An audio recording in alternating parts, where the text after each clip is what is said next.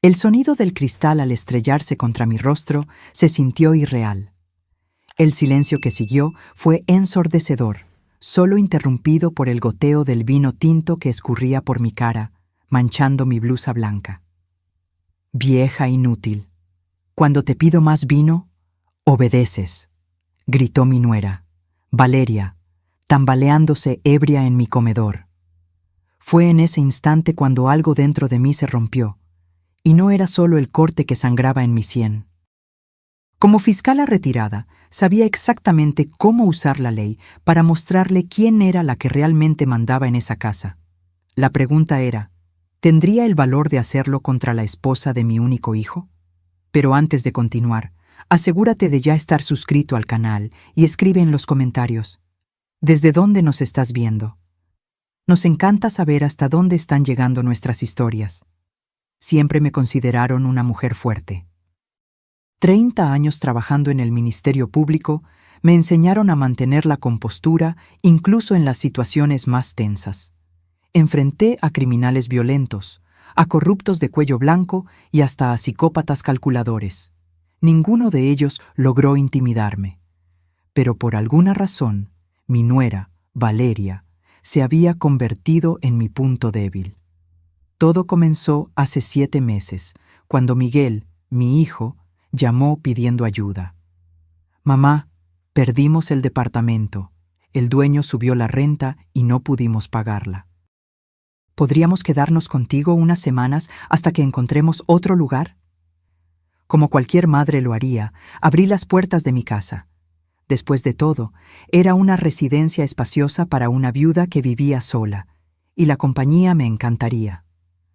Las primeras semanas, todo fue bien. Miguel trabajaba como arquitecto en un estudio prometedor. Valeria decía ser gerente en una empresa de marketing digital. Salían temprano y volvían por la noche, dejando mi rutina prácticamente inalterada. Los fines de semana, cenábamos juntos y hablábamos de trivialidades. Miguel siempre fue el mediador perfecto entre nosotras dos, suavizando cualquier fricción con su buen humor. Pero entonces, las unas semanas se transformaron en meses, y poco a poco, Valeria empezó a mostrar su verdadera cara. Primero fueron las pequeñas señales, la forma en que rodaba los ojos cuando yo sugería algo, los comentarios sarcásticos sobre mi casa de abuelita con sus muebles antiguos, el tono condescendiente al hablarme, como si fuera una anciana senil, y no una mujer de 62 años en pleno dominio de sus facultades mentales. Y luego vino la bebida. Al principio era solo una copa de vino en la cena. Después, una botella entera. Empecé a notar que Valeria bebía sola durante la tarde, cuando Miguel estaba en el trabajo. Botellas vacías aparecían en la basura con una frecuencia cada vez mayor. Esa fatídica noche de viernes, yo me había esmerado en la cena. Preparé salmón en salsa de hierbas, la receta favorita de mi hijo, con papas al horno y verduras frescas del mercado. Puse en la mesa la porcelana que heredé de mi madre y los cristales que mi difunto marido me regaló en nuestro 10º aniversario de bodas. Miguel llegó a las 7, con una sonrisa cansada, pero genuina. «¡Wow, mamá! Te luciste hoy», dijo, dándome un beso en la frente antes de subir a darse una ducha. Valeria apareció recién a las 8, cuando la cena ya estaba servida. «Disculpa la tardanza», murmuró, sin parecer realmente arrepentida. Sus ojos estaban rojos y su andar ya era ligeramente inestable. Podía oler el alcohol antes incluso de que se acercara a la mesa. «No te preocupes, comamos antes de que se enfríe», respondí, intentando mantener el tono cordial.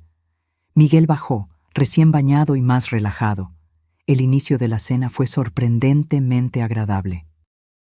Mi hijo habló sobre un nuevo proyecto en el trabajo, yo comenté sobre el libro que estaba leyendo, y Valeria permaneció extrañamente silenciosa, salvo por ocasionales comentarios cortantes.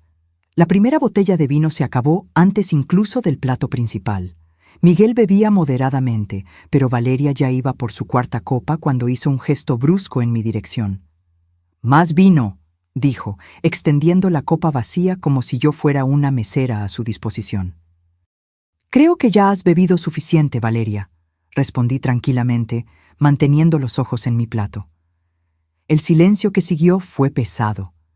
Miguel detuvo el tenedor a mitad de camino hacia su boca, sus ojos moviéndose nerviosamente entre ella y yo. ¿Cómo dices? La voz de Valeria subió una octava. Dije que ya has bebido suficiente, repetí, esta vez mirándola directamente. Esta es mi casa y no voy a permitir que te emborraches así en mi mesa. Fue como encender la mecha. El rostro de Valeria pasó de rojo a púrpura en cuestión de segundos. «Tu casa», se rió, un sonido seco y cortante. «Solo porque tengamos que vivir en este museo viejo contigo, no significa que puedas tratarnos como niños». «Valeria, por favor», intervino Miguel, poniendo la mano sobre su brazo. Ella se deshizo de su toque con un manotazo. «No, Miguel, ya estoy harta de esto. Tu mamá nos mira como si fuéramos intrusos, como si no fuéramos dignos de pisar su precioso piso de madera». Se giró hacia mí, con los ojos entrecerrados de furia y alcohol. ¿Sabes cuál es tu problema? No puedes aceptar que ya no eres la poderosa fiscala Elena Solís. Ahora solo eres una vieja jubilada y solitaria que necesita controlarlo todo y a todos a su alrededor para sentirse importante. Mantuve la calma, como aprendí a hacerlo durante décadas de tensos juicios. Si así es como te sientes, tal vez sea hora de que encuentren otro lugar para vivir. «¡Mamá!», exclamó Miguel, horrorizado. Valeria sonrió, el tipo de sonrisa que no llega a los ojos. Los sirvientes no deberían hablarle así a sus superiores. Extendió la copa de nuevo. Ahora, más vino. No, era todo lo que necesitaba decir. En un movimiento demasiado rápido para que yo pudiera reaccionar, Valeria arrojó la copa directamente a mi rostro.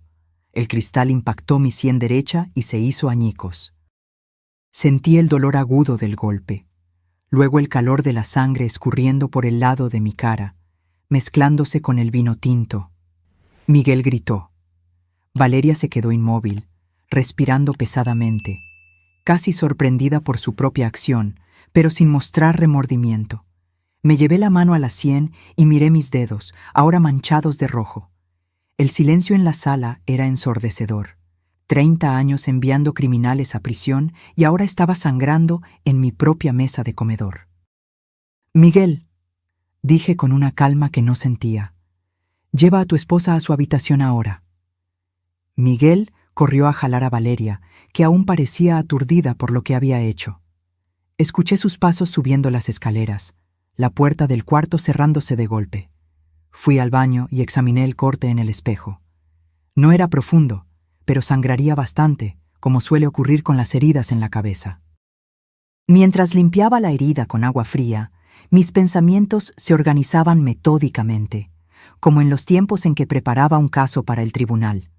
Tomé mi celular y saqué fotos del corte, de la mancha de sangre en mi blusa blanca, de los fragmentos de vidrio esparcidos por el suelo del comedor. Recogí cada pedazo y lo metí en una bolsa de plástico. Pruebas. 30 años en el sistema judicial me enseñaron que las pruebas lo son todo. Esa noche no pude dormir. Sentada en mi oficina con una bolsa de hielo en la sien, empecé a delinear mi plan. No por venganza. La venganza es emocional, impulsiva. Lo que yo necesitaba era justicia. Necesitaba proteger a mi hijo y mi casa. A las 6 de la mañana, con la herida ya formando un hematoma azul amoratado, tomé el teléfono. «Comandancia de policía, ¿en qué le puedo servir? Quiero denunciar un caso de agresión». El policía llegó a las 8 de la mañana. Cuando el sol empezó a filtrarse por las cortinas, Valeria y Miguel aún dormían, exhaustos tras la explosión de la noche anterior. Abrí la puerta y el oficial, un hombre de mediana edad con canas en las sienes, se presentó. «Buen día, señora. Soy el sargento Reyes. Recibí una llamada sobre una agresión». Lo invité a entrar y lo llevé al comedor, donde los fragmentos de vidrio aún estaban preservados en un rincón, ahora marcados con pequeñas etiquetas numeradas que yo había preparado durante mis horas de insomnio. «Aquí fue donde ocurrió», expliqué, hablando bajo para no despertar a los dos de arriba. Mi nuera me arrojó este vaso a la cara cuando me negué a servirle más vino. Ya había bebido demasiado. Le mostré las fotos en mi celular, el corte en la sien, la sangre en la blusa. El policía anotó todo con una expresión profesional e imparcial. ¿El agresor aún está en la residencia? Sí, durmiendo en el piso de arriba con mi hijo. ¿Desea interponer una denuncia formal? Dudé solo por un segundo, pensando en Miguel. Pero luego recordé la mirada de Valeria mientras arrojaba el vaso. Esa certeza de que podía agredirme en mi propia casa y salir impune. Sí, sargento. Quiero interponer una denuncia formal. Nos sentamos a la mesa de la cocina mientras él llenaba el parte de la policía. Nombre completo de la agresora, nuestra relación, descripción detallada de lo ocurrido. Le proporcioné la información en el mismo tono que usaba para instruir a los jurados. Claro, preciso, sin ninguna emoción aparente. Estábamos terminando cuando escuché pasos en la escalera. Miguel apareció en la puerta de la cocina, con los ojos hinchados de sueño, y la confusión se transformó en horror al ver al policía. «Mamá, ¿qué está pasando?».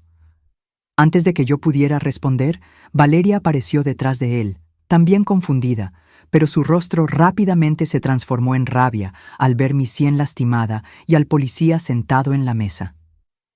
«¿Qué diablos es esto?», preguntó, con la voz aún ronca de sueño. El policía se levantó. «Señora Valeria Solís, estoy aquí para investigar una denuncia de agresión que ocurrió en esta residencia anoche». Miguel me miró incrédulo. «¿Llamaste a la policía contra Valeria?». «Ella me agredió, Miguel. Me arrojó un vaso a la cara y me cortó». Mantuve la voz firme, sin remordimiento. «Fue un accidente. Estaba borracha», protestó Miguel, desesperado. «Estar ebria no es una defensa válida para una agresión física, señor», comentó el policía, en tono profesional, pero firme. Valeria dio un paso al frente, con los puños cerrados. «No puedes estar hablando en serio. Esto es ridículo. Fue una discusión familiar». «Una discusión familiar que resultó en lesiones físicas», respondí tranquilamente. «Y en mi propia casa». El policía se dirigió a Valeria. «Señora, necesito pedirle que me acompañe a la comandancia para rendir declaración». «¿Qué?», gritó ella.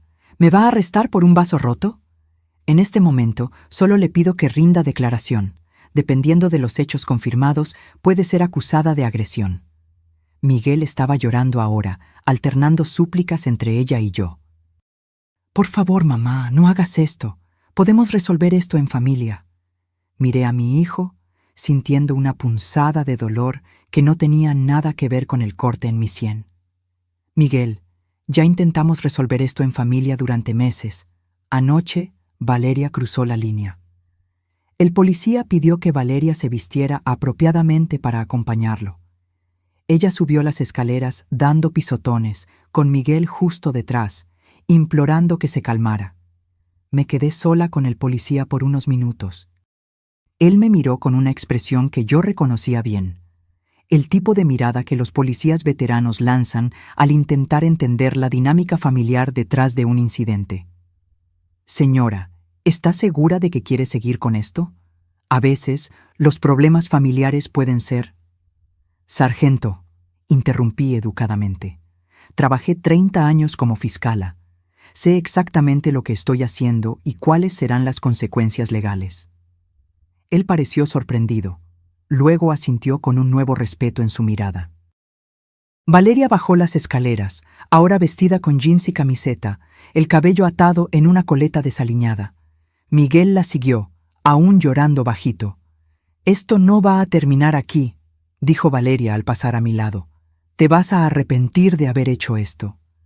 El policía la advirtió de no hacer amenazas, lo que solo aumentó su furia. Mientras él la escoltaba afuera, Miguel se giró hacia mí con los ojos rojos. «¿Cómo pudiste hacer esto? Ella es mi esposa». «Y yo soy tu madre», respondí simplemente. «Y esta es mi casa». La puerta principal se cerró y el silencio volvió a reinar. Miguel me miró fijamente por unos segundos como si no me reconociera, antes de subir corriendo las escaleras. Escuché la puerta del cuarto cerrarse de golpe. Me senté en el sillón de la sala, súbitamente exhausta. El hematoma latía, pero el dolor físico era casi un alivio comparado con el dolor de ver el rostro de Miguel. Aún así, no me arrepentí. Años lidiando con la justicia me enseñaron que ésta no siempre parece justa en el momento en que se aplica. 2 horas después, Miguel bajó con una mochila. Su rostro estaba determinado, pero sus ojos aún estaban hinchados. Voy a buscar a Valeria a la comandancia. Nos quedaremos en casa de Isabel hasta que decidamos qué hacer. Isabel era una amiga de ellos que vivía en un departamento minúsculo en el centro de la ciudad. No era una solución permanente, y ambos lo sabíamos. Miguel, empecé, intentando mantener la voz suave, no tienes que irte, esta es tu casa también. Él se rió, un sonido amargo. Esta casa dejó de ser mía en el momento en que decidiste llamar a la policía por mi esposa. Ella me agredió, Miguel, en mi propia mesa de comedor. Estaba borracha y perdió la paciencia.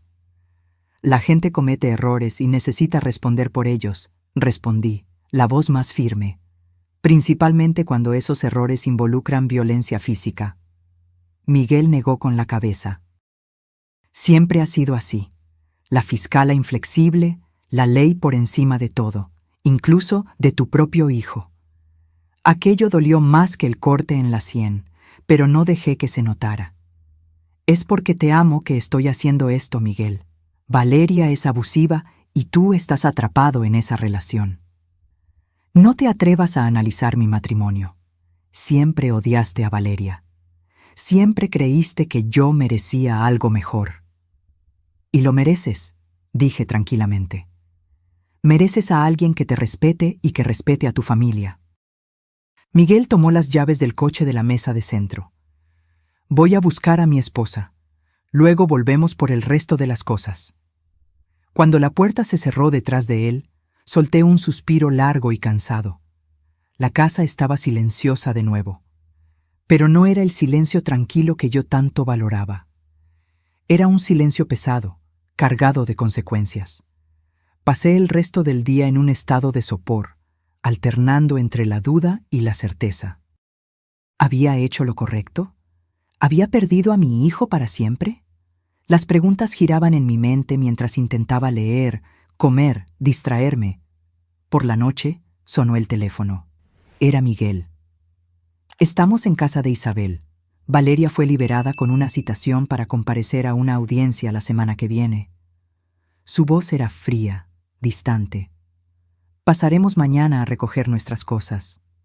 Miguel, no tienes por qué. Ya tomé mi decisión, mamá. Elijo quedarme al lado de mi esposa. Después de que colgó, me senté a mi mesa y abrí una nueva carpeta en la computadora. Le puse el nombre de Caso Valeria. Dentro, creé documentos para registrar cada etapa del proceso, cada decisión tomada, cada prueba recolectada. Durante 3 décadas, construí casos contra criminales de todo tipo. Ahora, estaba construyendo un caso para salvar a mi hijo de un matrimonio tóxico, aunque, por un momento, él me odiara por eso. A la mañana siguiente, mientras esperaba a que Miguel y Valeria llegaran a recoger sus cosas, llamé a una vieja amiga. Xochitl y yo trabajamos juntas por años, ella como investigadora privada y yo como fiscala. Habíamos construido una relación de confianza mutua a lo largo de muchos casos complejos. Elena, ¿cuánto tiempo? ¿A qué debo el placer? Necesito tu ayuda, Xochitl. Es un asunto delicado. Le expliqué la situación, la agresión, la denuncia a la policía, la ruptura con Miguel. Necesito saber más sobre Valeria. Tengo un mal presentimiento sobre ella, sobre cómo están realmente viviendo. Xochitl no hizo preguntas innecesarias. Envíame sus datos, voy a investigar discretamente. 1 hora después, estacioné mi coche a 2 cuadras de la casa y esperé. No quería estar presente cuando vinieran a buscar sus pertenencias. Una confrontación directa solo empeoraría las cosas. Desde mi punto de observación, vi llegar el coche de Miguel. Él y Valeria entraron en la casa usando la llave que él todavía tenía. Observé por casi 2 horas, ocasionalmente viendo a uno de ellos a través de la ventana, cargando cajas, moviéndose rápidamente. Cuando finalmente salieron, el coche estaba visiblemente cargado. Miguel miró la casa una última vez antes de entrar en el vehículo. Incluso a la distancia, pude ver que lloraba. Valeria, por otro lado, parecía irritada, gesticulando mientras decía algo que yo no podía escuchar. Esperé 20 minutos más antes de volver a casa. La ausencia de ellos era casi física. Espacios vacíos donde antes había objetos, silencios donde antes había conversaciones. El cuarto de huéspedes que ocupaban estaba parcialmente vacío. Dejaron los muebles, obviamente, pero todos los artículos personales habían desaparecido. En el armario, noté que faltaba uno de mis broches de oro, una pieza que perteneció a mi madre. Miguel sabía cuánto la valoraba. ¿Había sido un descuido o un pequeño acto de venganza? Preferí creer en la primera opción. Los días siguientes estuvieron llenos de un silencio opresivo. Miguel no me llamó. No respondió a mis mensajes. Intenté respetar su espacio, pero cada día sin noticias era una pequeña tortura. El miércoles recibí el primer informe de Xochitl.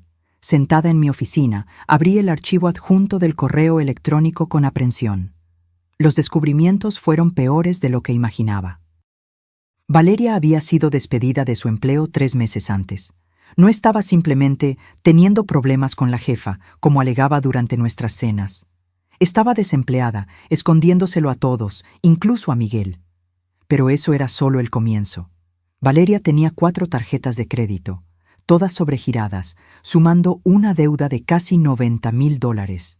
Peor aún, 2 de esas tarjetas estaban a nombre de Miguel, probablemente abiertas con un poder notarial o usando sus datos sin su conocimiento.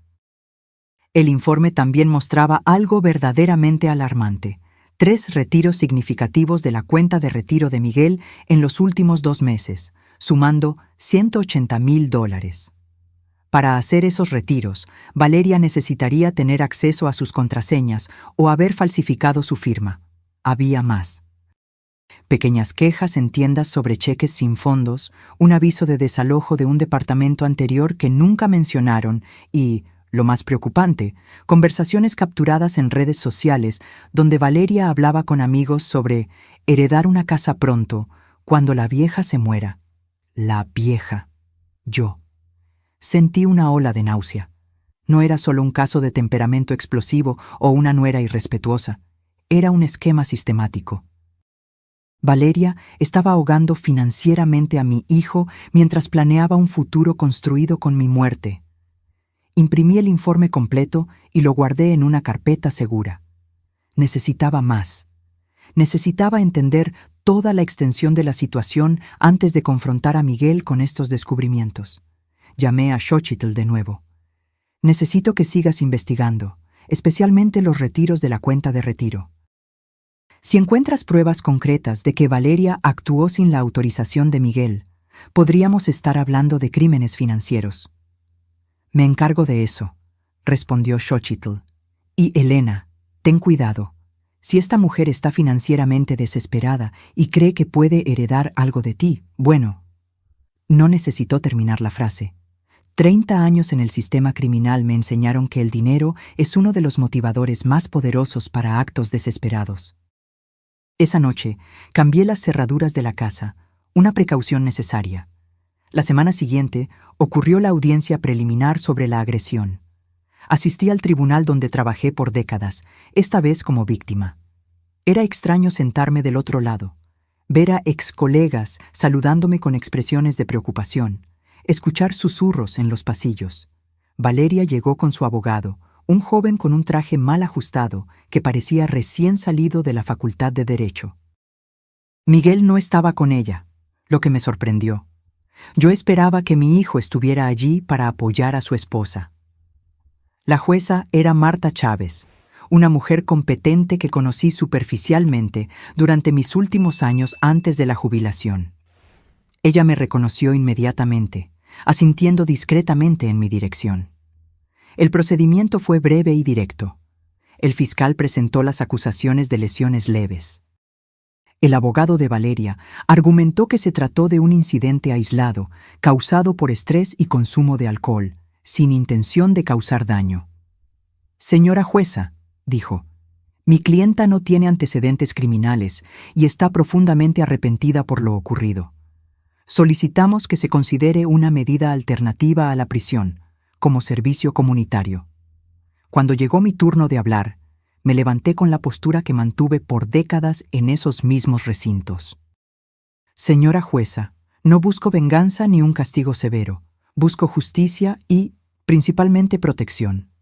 La agresión ocurrió en mi propia casa, en mi propia mesa, por alguien a quien albergué por bondad. Solicito respetuosamente que, además de cualquier medida punitiva que el tribunal considere apropiada, se emita una orden de restricción impidiendo a la acusada acercarse a mi residencia. Vi el rostro de Valeria palidecer. Una orden de restricción significaría que no podría regresar a mi casa, la casa donde ella y Miguel vivían, la casa que aparentemente esperaba heredar. La jueza reflexionó por unos instantes antes de anunciar su decisión. Considerando la naturaleza del incidente y la relación entre las partes, determino que la acusada cumpla 180 horas de servicio comunitario y participe obligatoriamente en un programa de manejo de la ira. Además, emito una orden de restricción temporal prohibiendo a la acusada acercarse a menos de 100 metros de la residencia y de la persona de la víctima por un periodo de 90 días, tras lo cual la situación será reevaluada. El abogado de Valeria intentó protestar, argumentando que la orden de restricción era excesiva dado el contexto familiar, pero la jueza fue firme. La violencia doméstica no es menos grave por ocurrir entre miembros de la familia, señor. Por el contrario. Al salir del tribunal, noté a Miguel sentado en el pasillo. Nuestras miradas se encontraron brevemente antes de que él la desviara, levantándose rápidamente para encontrarse con Valeria. Yo quería acercarme, explicarle por qué estaba haciendo todo aquello, decirle que había descubierto cosas preocupantes, pero el momento no era el adecuado. Miguel no estaba listo para escuchar. Volví a casa y añadí la transcripción de la audiencia y una copia de la orden de restricción a mi carpeta Caso Valeria. El archivo estaba engrosándose, tanto literal como metafóricamente. 2 días después recibí una llamada inesperada. Era Miguel. Mamá. Su voz sonaba exhausta, casi irreconocible. Necesitamos hablar. Acordamos vernos en una cafetería neutral, lejos de mi casa y del departamento de la amiga donde se estaban quedando. Llegué 15 minutos antes, escogiendo una mesa en la esquina, donde podríamos tener algo de privacidad. Miguel llegó puntualmente. Estaba más delgado, con ojeras profundas que no podía ocultar. Vestía una camiseta de cuello alto, a pesar del calor del día, algo que inmediatamente encendió mis alarmas internas. ¿Estás bien?, pregunté tan pronto como se sentó. Estoy lidiando con la situación, respondió, evitando mi mirada mientras tomaba el menú. Pedimos café, negro para mí, con leche para él, como siempre. Cuando la mesera se fue, nos quedamos en un silencio incómodo, ninguno de los dos sabiendo exactamente cómo empezar. La orden de restricción complicó todo, dijo finalmente. Llevamos casi 2 semanas en casa de Isabel. El sofá me está destrozando la espalda y la paciencia de ella se está agotando. Puedes rentar un lugar, sugerí, manteniendo la voz neutra, sin acusaciones. Miguel soltó una risa amarga. ¿Con qué dinero? Mi sueldo apenas cubre nuestras cuentas básicas y Valeria... dudó, mirando sus propias manos. Él todavía creía que ella estaba buscando empleo. Tomé un sorbo de café, pensando en cómo proceder. Confrontarlo directamente con todo lo que había descubierto podría hacer que se cerrara por completo. Miguel, si estás con dificultades financieras, yo puedo ayudarte. Solo a ti. ¿Qué significa eso? Él finalmente me miró directamente. ¿Solo a mí? Significa que me preocupo por ti y quiero asegurarme de que estés bien, pero tengo condiciones para esa ayuda. ¿Qué condiciones? Su voz se tensó. Quiero que revises tus cuentas bancarias, todas ellas, tus ahorros, tu fondo de retiro, tus estados de cuenta de tarjeta de crédito. Miguel frunció el ceño. ¿Por qué? Porque tengo motivos para creer que desconoces tu verdadera situación financiera. ¿De qué estás hablando? Miguel puso la taza en la mesa con demasiada fuerza, derramando un poco de café. Si esto es algún intento de ponerme en contra de Valeria, no es un intento, interrumpí con suavidad. Es una petición basada en hechos que descubrí. Miguel, ¿cuándo fue la última vez que revisaste tu fondo de retiro? Su expresión cambió sutilmente. Un destello de duda cruzó su rostro. No sé. Hace unos meses, tal vez. Lo configuré para depósitos automáticos. ¿Y los retiros?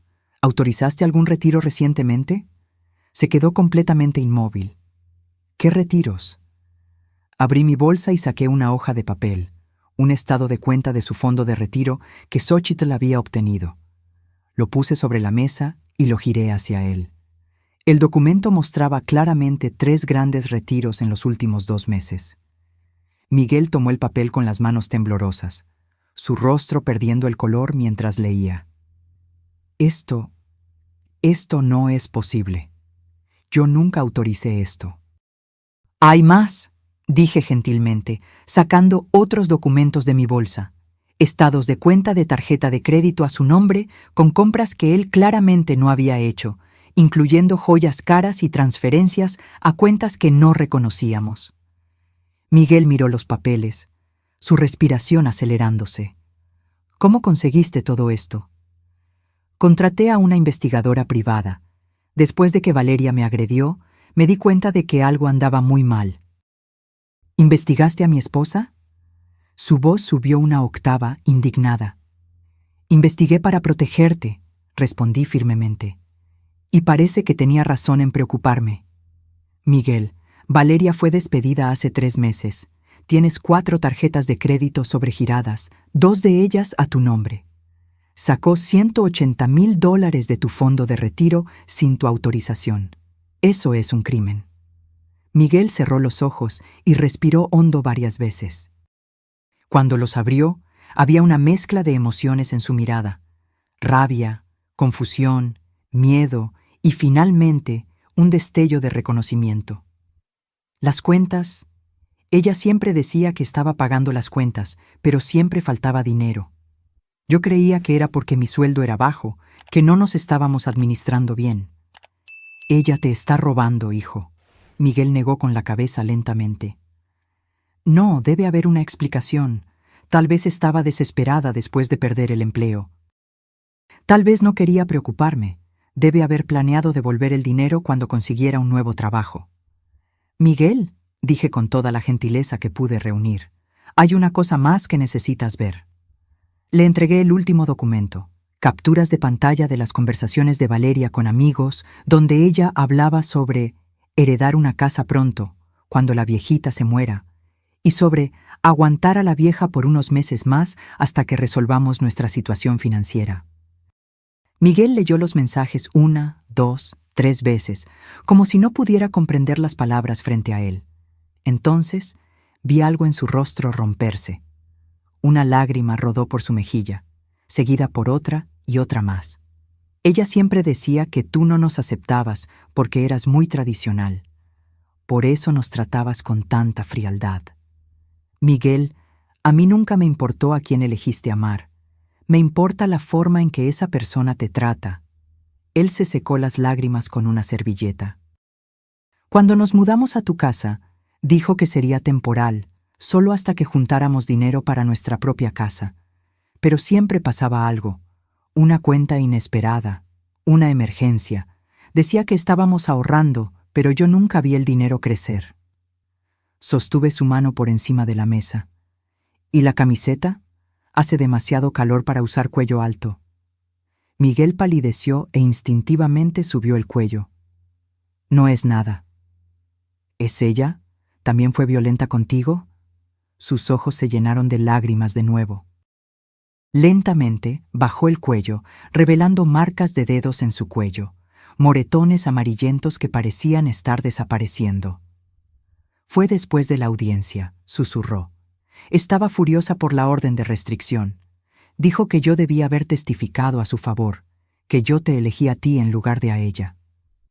Miguel miró hacia abajo. Tengo tanto miedo, mamá.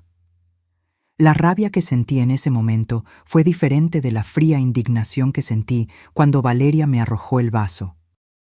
Era una furia primaria y protectora, pero no podía dejar que me controlara. Miguel necesitaba claridad, no más caos emocional. Quiero que vengas a casa conmigo hoy, dije con firmeza. Por el momento, Valeria no puede acercarse a la casa debido a la orden de restricción. Estarás seguro allí. En cuanto a tus cosas, enviaremos a alguien a buscarlas más tarde. Lo importante es sacarte de esa situación de inmediato. Se va a volver loca cuando descubra que me fui. Es exactamente por eso que tienes que irte, Miguel. Este es un patrón clásico de abuso. Miguel permaneció en silencio por un largo momento, mirando los documentos esparcidos frente a nosotros, prueba irrefutable de la traición financiera y emocional de Valeria. Finalmente, asintió levemente. De acuerdo. Vámonos a casa. De camino de vuelta, Miguel permaneció en silencio, mirando por la ventana. Solo cuando estacioné en el garaje volvió a hablar. ¿Cómo permití que esto pasara? ¿Cómo no me di cuenta? El abuso rara vez comienza siendo obvio, respondí, apagando el motor. Comienza con pequeñas mentiras, pequeños controles que aumentan gradualmente. Cuando te das cuenta, ya estás atrapado en una telaraña. Entramos en la casa que siempre fue de él también, la casa donde creció. Miguel se detuvo en medio de la sala, mirando a su alrededor como si estuviera viendo el lugar por primera vez. Voy a prepararte tu habitación, dije, subiendo las escaleras. El cuarto de Miguel estaba como siempre. Lo conservé cuando se fue a la universidad y lo guardé cuando él y Valeria se mudaron al cuarto de huéspedes. Era un refugio del pasado, un lugar donde él podía sentirse seguro de nuevo. Cambié las sábanas, abrí las ventanas para que entrara aire fresco y puse una jarra con agua en la mesa de noche. Pequeños gestos para decirle que era bienvenido, que aquel era su hogar. Cuando bajé, encontré a Miguel sentado a la mesa de la cocina, mirando su celular. Levantó la vista cuando entré. Ha llamado 14 veces. Mandó 23 mensajes preguntando dónde estoy. No tienes que contestar ahora. Tengo que. Si no contesto, va a aparecer aquí, con o sin orden de restricción.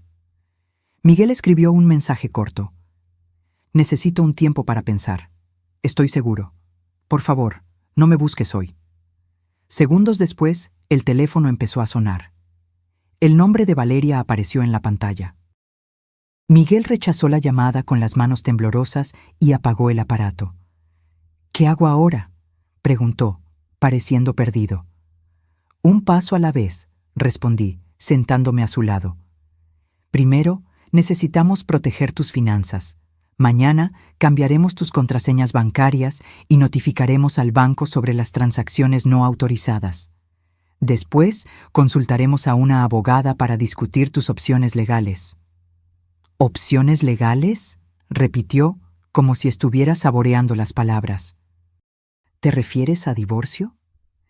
Entre otras cosas, lo que ella hizo, los retiros no autorizados, las tarjetas de crédito a tu nombre, son crímenes financieros. Miguel, tú puedes elegir si quieres o no interponer una denuncia, pero necesitamos impedir que continúe. Miguel asintió lentamente. Nunca pensé que estaría en esta situación. Siempre creí que reconocería el abuso si me sucediera. Nadie cree que les vaya a pasar. Es por eso que el abuso persiste. Es disfrazado. Es justificado. Hace que la víctima dude de sí misma. Esa noche, preparé la cena mientras Miguel tomaba una ducha larga. Tuvimos una comida sencilla, silenciosa la mayor parte del tiempo, pero era un silencio diferente al que había existido entre nosotros en las semanas anteriores. No era un silencio de rabia o resentimiento, sino de reflexión, de reconexión. Antes de dormir, Miguel me abrazó. El primer abrazo en semanas. «Gracias por no rendirte conmigo», susurró. «Nunca me rendiría», respondí, abrazándolo un poco más fuerte. Esa noche, acostada en mi cama, escuché a Miguel llorar en el cuarto de al lado. El sonido me partió el corazón, pero también me trajo un extraño alivio.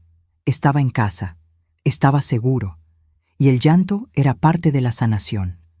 Al día siguiente, como planeamos, fuimos al banco. Miguel canceló todas las tarjetas, cambió las contraseñas y bloqueó el acceso. Iniciamos el proceso de impugnación de los retiros no autorizados de su fondo de retiro. El gerente, al ver los documentos y escuchar la explicación, sugirió vehementemente que Miguel interpusiera una denuncia formal por fraude. «Vamos a pensarlo», fue todo lo que él pudo responder en el momento. Por la tarde, nos reunimos con una abogada especializada en derecho de familia y casos de violencia doméstica. Licenciada Olvera era una mujer de mediana edad, con ojos gentiles y presencia firme, exactamente el tipo de persona que necesitábamos. Con base en lo que me dijo y en los documentos que trajo, tenemos un caso sólido para el divorcio por conducta conyugal inapropiada, explicó la licenciada Olvera. El abuso financiero está bien documentado y, con las evidencias de abuso físico, podemos solicitar una orden de restricción permanente, no solo la temporal que ya existe. Miguel respiró hondo. ¿Y si no quiero que vaya a la cárcel? Entiendo su vacilación, respondió la licenciada Olvera gentilmente. Muchas víctimas de violencia doméstica tienen sentimientos conflictivos sobre procesar criminalmente a sus agresores. Podemos concentrarnos inicialmente en el divorcio y en la protección de sus bienes. Las denuncias criminales pueden ser una decisión separada que usted tomará cuando esté listo. Saliendo de la oficina, Miguel parecía simultáneamente exhausto y aliviado. «Parece que estoy despertando de una pesadilla», comentó mientras volvíamos a casa. «Es un proceso», respondí. «No se va a resolver de la noche a la mañana». «Lo sé, pero al menos ahora estoy caminando en la dirección correcta». Aquella noche fue interrumpida por un ruido en la puerta principal alrededor de las 10. Golpes furiosos, el timbre sonando repetidamente. Miguel y yo nos miramos en el sofá donde veíamos una película. «Es ella», susurró Miguel, con miedo evidente en su voz. «No puede entrar», le aseguré, tomando el teléfono. «Y está violando la orden de restricción. Voy a llamar a la policía».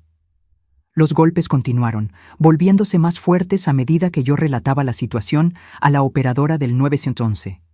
«Mi nuera está violando una orden de restricción, intentando entrar a la fuerza en mi casa. Necesitamos una patrulla de inmediato». «Miguel», la voz de Valeria penetró por la puerta. «Sé que estás ahí dentro». «Abre esta puerta ahora mismo». Miguel se encogió en el sofá, temblando.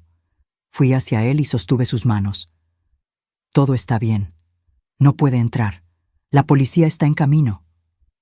Valeria continuó gritando, amenazando y suplicando alternadamente. El ruido atrajo la atención de los vecinos. Vi luces encendiéndose en las casas cercanas, rostros apareciendo en las ventanas. Cuando la patrulla llegó, 7 minutos después, Valeria aún estaba en el pórtico, pateando la puerta. La policía la consideró en flagrante violación de la orden de restricción. Observamos por la ventana mientras la arrestaban. Continuó mirando la casa, gritando el nombre de Miguel, incluso mientras la subían a la patrulla. «¿Qué va a pasar con ella ahora?», preguntó Miguel con la voz casi inaudible. «Será arrestada por violación de la orden de restricción», respondí. «Eso tiene graves consecuencias». Esa noche, Miguel durmió en mi habitación, como hacía cuando era pequeño y tenía pesadillas. Pero esta vez, la pesadilla estaba afuera, siendo llevada. A la mañana siguiente, recibí una llamada del delegado responsable por el caso de violación de la orden de restricción. Valeria quedaría detenida hasta la audiencia de control programada para el día siguiente. Debido al historial reciente de violencia y a la clara demostración de inestabilidad, es probable que el juez imponga condiciones rigurosas para la libertad provisional, explicó. Eso puede incluir tobillera electrónica y supervisión constante. Agradecí la información y colgué, sintiendo una mezcla de alivio y preocupación. Miguel aún dormía. Los acontecimientos de la noche anterior lo habían agotado completamente. Preparé el desayuno y dejé una nota explicando dónde podría encontrarme. Yo tenía una reunión agendada con Xochitl para discutir los nuevos descubrimientos. Nos encontramos en su pequeña oficina en el centro de la ciudad. Xochitl pareció preocupada al saludarme. «Elena, descubrimos más cosas sobre Valeria, cosas que necesitas ver». Abrió una carpeta y esparció documentos sobre la mesa. Había registros policiales de 2 ciudades diferentes, ambos involucrando a Valeria en casos de violencia doméstica y fraude financiero. «Ya hizo esto antes», explicó Xochitl. «En Guadalajara hace 5 años y en Monterrey hace 3. En ambos casos se involucró con personas financieramente estables, se mudó a sus casas, empezó a manipular sus finanzas y, eventualmente, se volvió violenta». Sentí un escalofrío. ¿Y qué pasó en esos casos? En el primero, la víctima retiró las denuncias después de que Valeria prometió cambiar. En el segundo, hubo un acuerdo extrajudicial. La víctima pagó una suma considerable para sacar a Valeria de su vida. «Es una depredadora en serie», murmuré, mirando los documentos. «Y Miguel era solo la víctima más reciente». «Exactamente. Y hay algo más». Xochitl dudó, como si estuviera eligiendo las palabras con cuidado. «Encontramos evidencias de que Valeria investigó recientemente sobre seguro de vida y herencia, específicamente cómo asegurar derechos de herencia a través del matrimonio». Un escalofrío recorrió mi espalda. Las implicaciones eran claras y aterradoras. «¿Crees que ella...?» No pude terminar la frase. «No puedo afirmar con certeza que estuviera planeando algo específico», respondió Xochitl. «Pero el patrón es preocupante. Agotó los recursos financieros de Miguel. Sabía que tú tenías una casa valiosa y otros bienes. Las búsquedas de herencia, combinadas con los comentarios sobre la viejita que moriría pronto, pintan un cuadro perturbador». Salí de la oficina de Xochitl con la carpeta de documentos pesada en mis manos y una preocupación aún mayor en el pecho. Lo que comenzó como un caso de agresión a la mesa de comedor se transformó en algo mucho más siniestro. Cuando llegué a casa, Miguel estaba en la cocina preparando el almuerzo. Había una nueva energía en él, aún frágil, pero determinada. «¿Dónde estabas?», preguntó, poniendo agua a hervir. «Reuniéndome con la investigadora», respondí, poniendo la carpeta sobre la mesa. «Miguel, necesitamos hablar».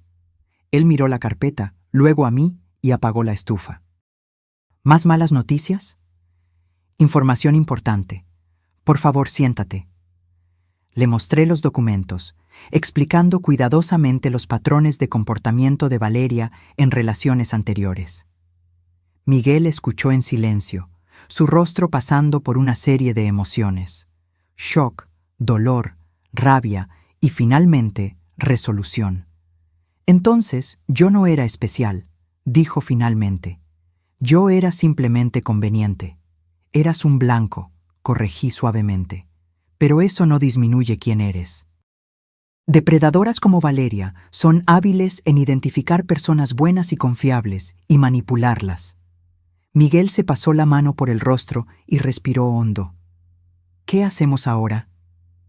«Necesitamos hablar con la abogada y la policía. Estos nuevos documentos fortalecen tanto el proceso de divorcio como el posible proceso criminal. Y la audiencia de control de ella es mañana». «¿Vas a ir?» «Sí». «No necesito comparecer, ¿verdad?». Hizo una pausa. Luego continuó con una nueva determinación en su voz. «Pero quiero. Necesito mirarla a los ojos, saber la verdad». La determinación en la voz de Miguel me sorprendió. En pocos días, pasó de una víctima confusa a un sobreviviente decidido. Esa tarde, Miguel y yo elaboramos un plan detallado. Primero, él interpuso una demanda de divorcio contencioso alegando abuso financiero y físico, acompañada de todos los documentos que habíamos reunido.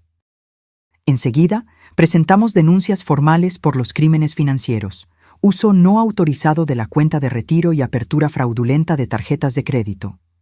La abogada, licenciada Olvera, nos acompañó en todo el proceso, garantizando que todos los documentos estuvieran impecables. Queremos crear un caso tan sólido que no haya margen para que se escape, explicó. La combinación de los procesos civil y criminal creará una presión inmensa.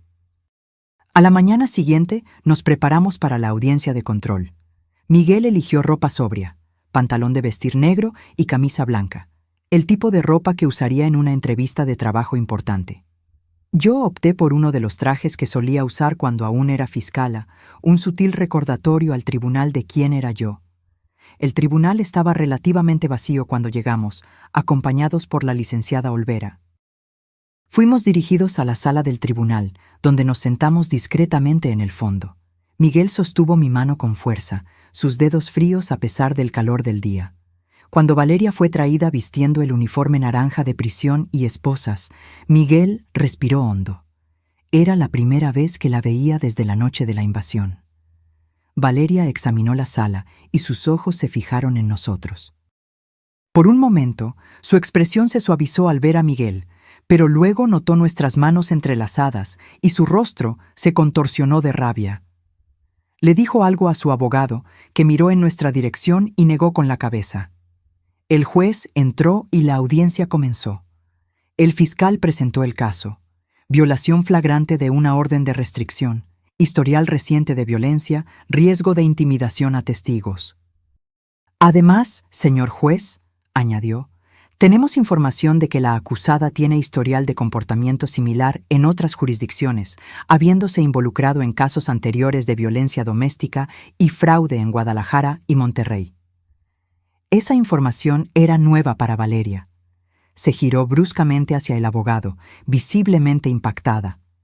No esperaba que su pasado la alcanzara tan rápidamente. El defensor público intentó argumentar que Valeria tenía lazos con la comunidad, no representaba riesgo real y podía esperar el juicio en libertad. El juez escuchó los argumentos con una expresión impasible antes de anunciar su decisión. Considerando la gravedad de la violación, el historial de la acusada y el evidente riesgo para las víctimas, determino que la acusada permanecerá detenida hasta el juicio, con posibilidad de revisión en 30 días, mediante presentación de un plan de supervisión adecuado. Valeria emitió un sonido de protesta, rápidamente silenciado por su abogado. Cuando los policías se acercaron para llevársela, ella se giró y miró directamente a Miguel. «Por favor». Su voz sonaba desesperada. «Miguel, no dejes que esto pase. Te amo. Podemos arreglar esto». Miguel no desvió la mirada. Permaneció firme, mirando directamente a los ojos de la mujer que lo traicionó y abusó de él por meses. No dijo nada, solo observó a Valeria ser conducida fuera del tribunal. En el pasillo, después del término de la audiencia, Miguel finalmente soltó mi mano y respiró hondo. «Creí que sería más difícil», confesó, «verla de esa forma, escucharla suplicar. Pero solo podía pensar en todo lo que descubrimos, las otras personas, las mentiras, las búsquedas de herencia. «Eres muy fuerte», dije, sintiendo inmenso orgullo por mi hijo. «No me siento fuerte», respondió honestamente. «Me siento estúpido por haber caído en esto, por no haber visto las señales». «No eres estúpido. Fuiste manipulado por alguien que transformó la manipulación en una forma de arte». De camino de vuelta a casa, paramos en una tienda de materiales de construcción y compramos pintura. Miguel había decidido repintar su cuarto, un acto simbólico de un nuevo comienzo. Eligió un azul suave, casi azul cielo, el color del cielo después de que pasa la tormenta, como él lo describió. Los días siguientes trajeron una rutina casi terapéutica. Durante el día tratábamos asuntos legales, reuniones con la abogada, visitas al banco para resolver cuestiones financieras, llenado de formularios para las denuncias criminales.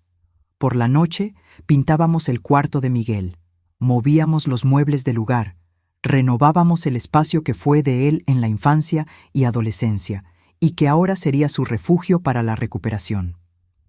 2 semanas después, recibimos la noticia de que el banco había aceptado la impugnación de los retiros del fondo de retiro. Los $180,000 serían devueltos a la cuenta de Miguel, y el banco cooperaría con la investigación criminal contra Valeria. «Es un comienzo», comentó Miguel cuando recibimos la noticia. «Un paso a la vez, ¿verdad?»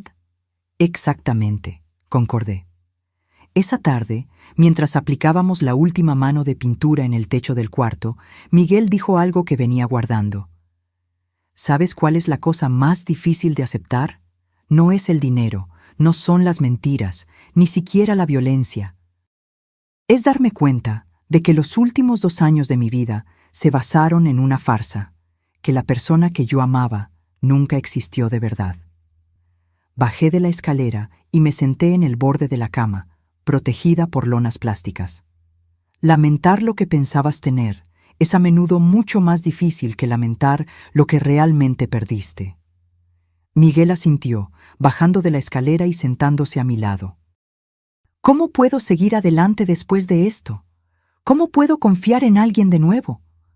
Lentamente, respondí con cuidado, con el apoyo de personas que realmente te aman, y recordando que lo que pasó no define quién eres o lo que mereces en la vida.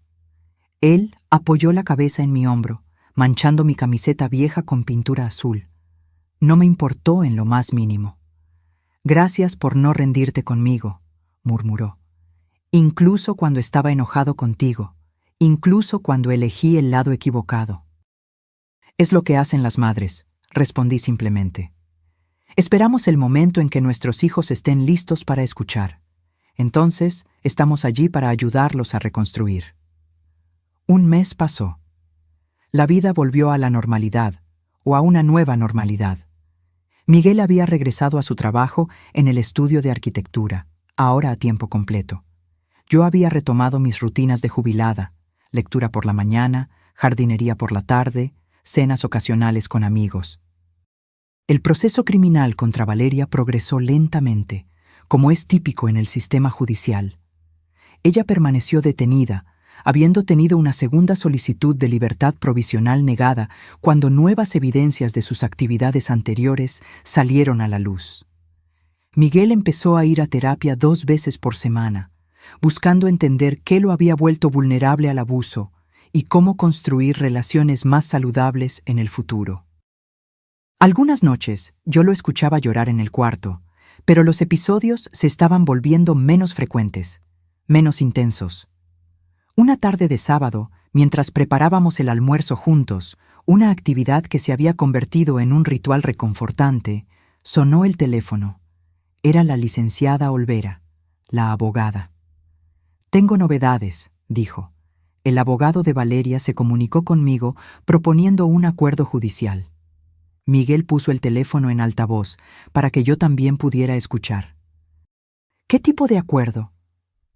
«Ella se declara culpable de los crímenes financieros y de la violación de la orden de restricción a cambio de una pena reducida. 2 años de prisión seguidos de 3 años de libertad condicional supervisada. También acepta el divorcio sin objeción, renunciando a cualquier derecho a tus bienes o a la futura herencia de tu madre». Miguel me miró, sus ojos buscando orientación. «¿Qué opinas?» «La decisión es tuya, Miguel, pero 2 años de prisión más 3 de libertad condicional es una pena significativa. Y lo más importante, ella estaría admitiendo legalmente lo que hizo». «Si no aceptamos», Miguel le preguntó a la licenciada Olvera, «¿qué pasa?» «Iremos a juicio. Con las pruebas que tenemos, creo que podemos conseguir una condena más dura, tal vez 4 o 5 años de prisión. Pero los juicios son impredecibles, y tú tendrías que testificar, reviviendo todo públicamente». Miguel respiró hondo. «¿Puedo pensarlo?» «Claro», respondió la licenciada Olvera. Nos dieron un plazo de 3 días para analizar la propuesta. Después de colgar, Miguel volvió silenciosamente a picar las verduras para la ensalada. Respeté su silencio, dándole espacio para procesar. No sé si quiero verla en la cárcel por 5 años, dijo finalmente. No por venganza. Pero tampoco sé si 2 años son suficientes para sentirme seguro cuando salga. La libertad condicional supervisada no es un juego, comenté. Tendría que presentarse regularmente. No podría acercarse a ti. Tendría que participar en programas de rehabilitación. Cualquier violación la mandaría de vuelta a la cárcel. Miguel asintió, absorbiendo la información, y el divorcio sería más rápido si ella no lo impugnara. Mucho más rápido y menos desgastante emocionalmente para ti. Continuó cortando tomates en silencio por unos minutos más. Voy a pensar en ello. Quiero tomar la decisión correcta por los motivos correctos. 2 días después, Miguel pidió acompañarme a la oficina de la licenciada Olvera. Había tomado su decisión. Quiero aceptar el acuerdo judicial, anunció tan pronto como nos sentamos. No porque sea más fácil, sino porque es suficiente. 2 años de prisión, 3 en libertad condicional, un divorcio sin problemas y el reconocimiento legal de su culpa. Es justicia sin ser venganza. La licenciada Olvera sonrió. Creo que es una decisión sabia, Miguel. Voy a comunicarlo a la fiscalía y a su abogado de inmediato. El proceso fue sorprendentemente rápido después de eso. Una semana después, asistimos al tribunal para la audiencia en que Valeria aceptaría formalmente el acuerdo judicial. Era la primera vez que Miguel la veía desde la audiencia de control, un mes antes. Valeria parecía haber envejecido años en solo unas semanas. El uniforme de prisión le quedaba holgado en su cuerpo más delgado. Su cabello, antes perfectamente teñido, ahora exhibía raíces oscuras. Cuando nos vio entrando en el tribunal, sus ojos se fijaron en Miguel con una intensidad perturbadora. El juez revisó los términos del acuerdo en detalle antes de dirigirse a la acusada. Señora Santos, ¿usted entiende que, al declararse culpable, está admitiendo haber cometido los crímenes de fraude financiera, agresión y violación de orden judicial? Sí, señor juez, respondió Valeria, con la voz más áspera de lo que recordaba. ¿Y lo está haciendo voluntariamente, consciente de las consecuencias? Sí. Muy bien. Este tribunal acepta su declaración de culpabilidad y la condena a 2 años de prisión, seguidos de 3 años de libertad condicional supervisada. Los términos específicos de la libertad condicional incluyen la prohibición absoluta de contacto con las víctimas, participación obligatoria en programas de manejo de la ira y tratamiento para dependencia de alcohol, además de restitución financiera conforme a lo estipulado en el acuerdo civil. El juez golpeó el martillo, finalizando la sentencia. Cuando los policías se acercaron para llevársela, Valeria se giró hacia nosotros una última vez. «Miguel», gritó, ignorando las advertencias del guardia. «Lo siento mucho por todo». Miguel no respondió. Solo la miró fijamente por unos segundos antes de desviar la mirada. Era el desenlace que él necesitaba. No un perdón, no una reconciliación, solo el reconocimiento silencioso de que aquel capítulo estaba llegando a su fin. En el pasillo, después del término de la audiencia, Miguel finalmente soltó mi mano y respiró hondo. Creí que sería más difícil, confesó. Verla de esa forma, escucharla disculparse, pero solo podía pensar en todo lo que descubrimos, las otras personas, las mentiras, las búsquedas de herencia. «Fuiste muy fuerte», dije, sintiendo inmenso orgullo por mi hijo. «No me siento fuerte», respondió honestamente. «Me siento ingenuo por haber caído en esto, por no haber visto las señales». «No eres ingenuo. Fuiste manipulado por alguien que transformó la manipulación en una forma de arte». De camino de vuelta a casa, paramos en una florería. Miguel decidió comprar algunas plantas para el jardín, otro acto simbólico de renovación. Eligió girasoles, siempre orientados hacia la luz, como él mismo observó. Los meses siguientes trajeron una rutina de reconstrucción. Miguel continuó su terapia y empezó a participar en un grupo de apoyo para sobrevivientes de violencia doméstica. Al principio, era el único hombre en el grupo, algo que lo dejó dudoso. Pero pronto encontró su lugar, su voz, su fuerza para compartir su historia. Poco a poco, el Miguel que yo conocía, creativo, gentil, lleno de sueños, empezó a reaparecer. Volvió a dibujar en su tiempo libre, algo que había abandonado durante la relación con Valeria. Volvió a asistir a exposiciones de arte y a reunirse con los amigos que había alejado. 4 meses después de la sentencia de Valeria, recibí una llamada inesperada de la oficina de la licenciada Olvera. Señora Solís, tenemos una información importante. Valeria aceptó proporcionar testimonios contra otros cómplices en esquemas de fraude similares, a cambio de una pequeña reducción en la pena. ¿Cómplices? ¿No actuó sola? Aparentemente no. Las investigaciones revelaron que Valeria formaba parte de una red mayor de individuos que apuntaban a personas financieramente estables para manipulación y fraude. Compartían técnicas, documentos falsificados e incluso posibles blancos. Un escalofrío recorrió mi espalda. Miguel no había sido solo víctima de una depredadora aislada, sino de una operación organizada. ¿Esto cambia algo para Miguel? No en términos legales. El divorcio está finalizado, la orden de restricción permanece en vigor y la restitución financiera está garantizada. Pero creí que a ustedes les gustaría saber que la información de Valeria está ayudando a desmantelar esta red y evitar que otras personas pasen por lo mismo. Después de colgar, me senté por un largo tiempo contemplando lo que aquello significaba. Había un extraño consuelo en saber que Miguel no había sido simplemente engañado por su ingenuidad, sino que había caído en una trampa meticulosamente planeada por profesionales del engaño. Decidí no contárselo en ese momento. Él estaba finalmente encontrando paz, reconstruyendo su vida paso a paso. Esa información podía esperar hasta que estuviera más fortalecido. 6 meses después del incidente con el vaso de vino, participé en una conferencia sobre violencia doméstica en la universidad local. Por invitación de la Fiscalía, compartí mi experiencia como fiscala y como madre de un sobreviviente de abuso.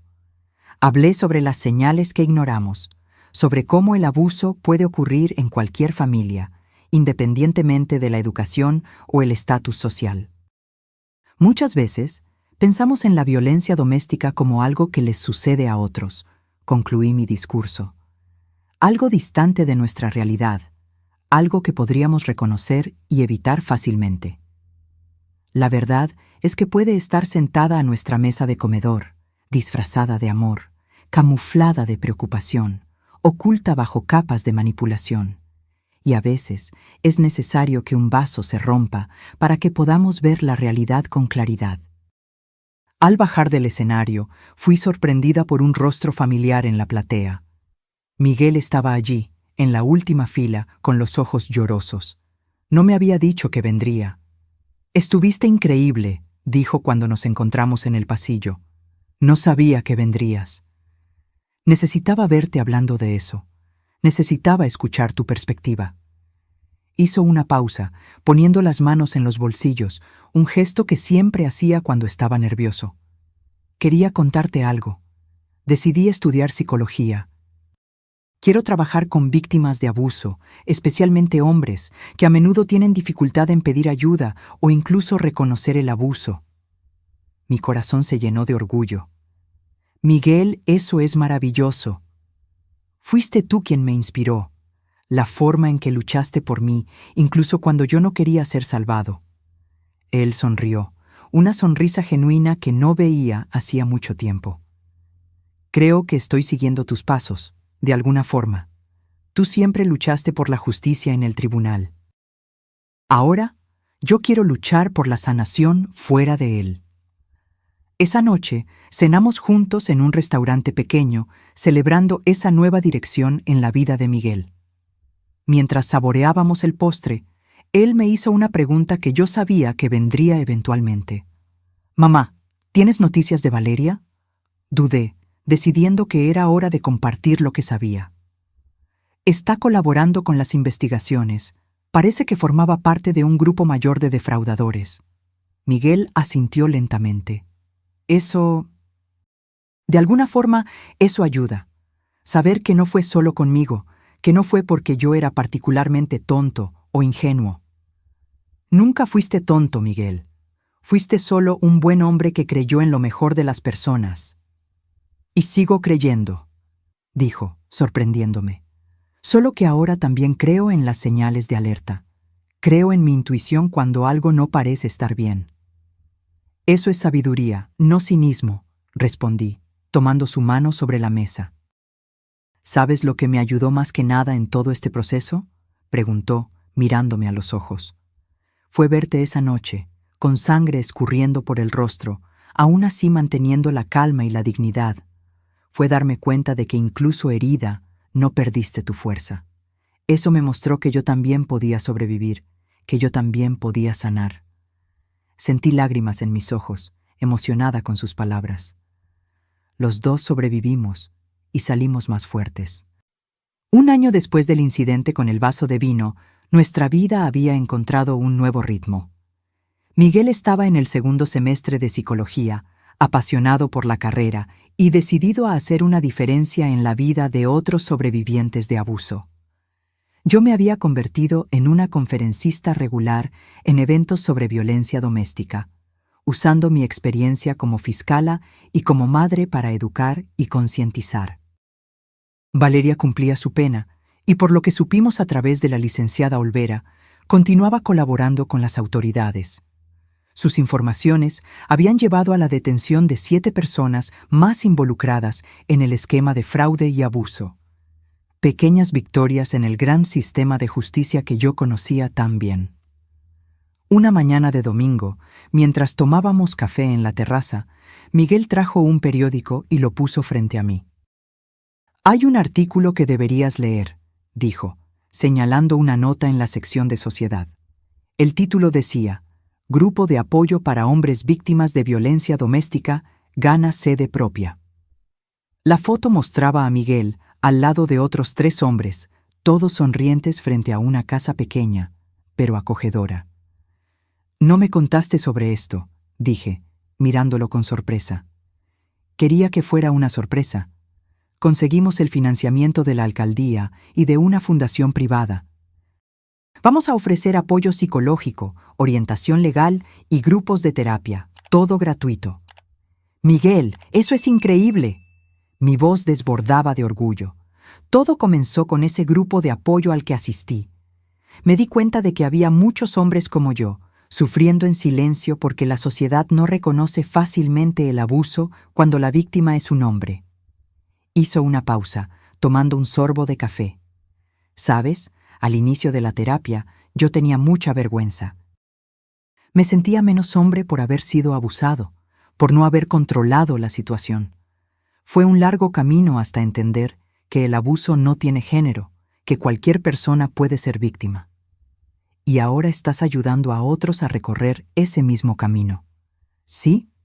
¿Y sabes qué más? Invité a Xochitl a dar conferencias sobre las señales de alerta financieras. Aceptó ofrecer consultorías gratuitas una vez al mes. A ella le encantará eso, respondí, pensando en cómo mi amiga investigadora se había convertido en una aliada importante en esta jornada. Y hay una cosa más, continuó Miguel, un poco dudoso. Me gustaría que fueras nuestra asesora legal voluntaria, una vez al mes, para orientar a las personas sobre sus derechos, sobre cómo navegar el sistema de justicia. Sentí un nudo en la garganta. Sería un honor. Esa tarde, visitamos la nueva sede del grupo. Era una casa antigua reformada, con salas acogedoras para terapia, una pequeña biblioteca y una cocina comunitaria.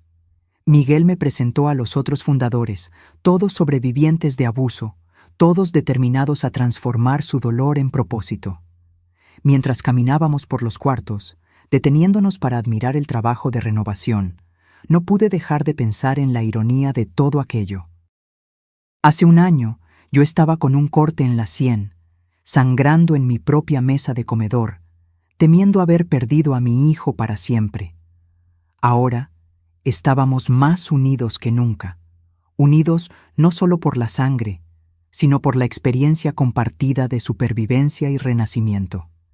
En la pequeña sala que sería mi oficina de consultoría, había una mesa simple con una placa que decía Dr. Elena Solís, asesora legal.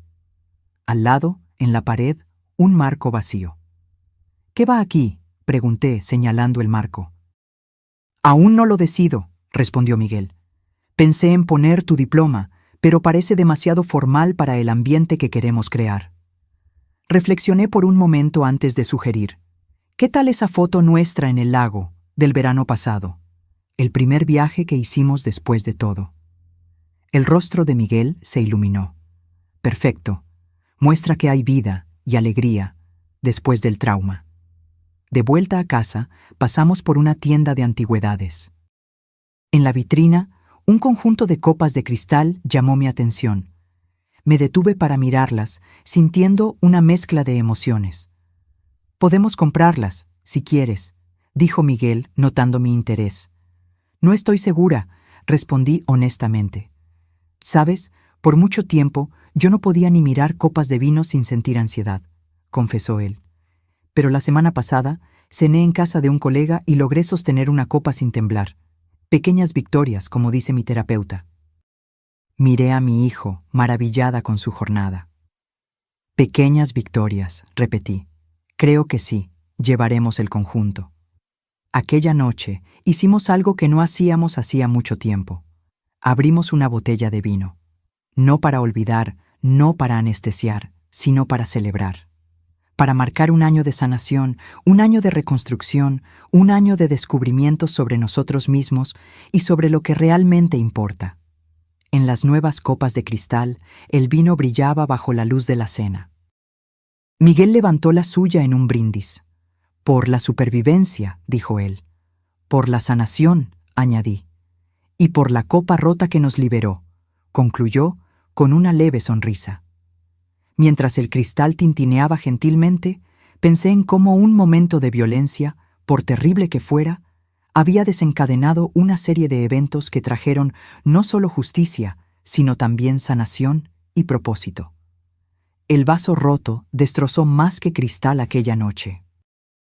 Destruyó el poder que Valeria tenía sobre Miguel, las mentiras que construyeron su relación, y la ilusión de que el abuso solo les sucede a otras personas.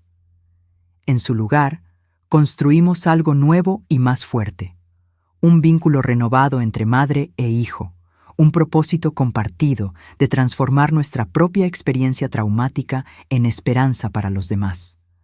Hoy, cuando miro la pequeña cicatriz en mi sien derecha, un recordatorio permanente de aquella noche, ya no siento rabia o miedo. Siento una extraña gratitud por el despertar doloroso que representó.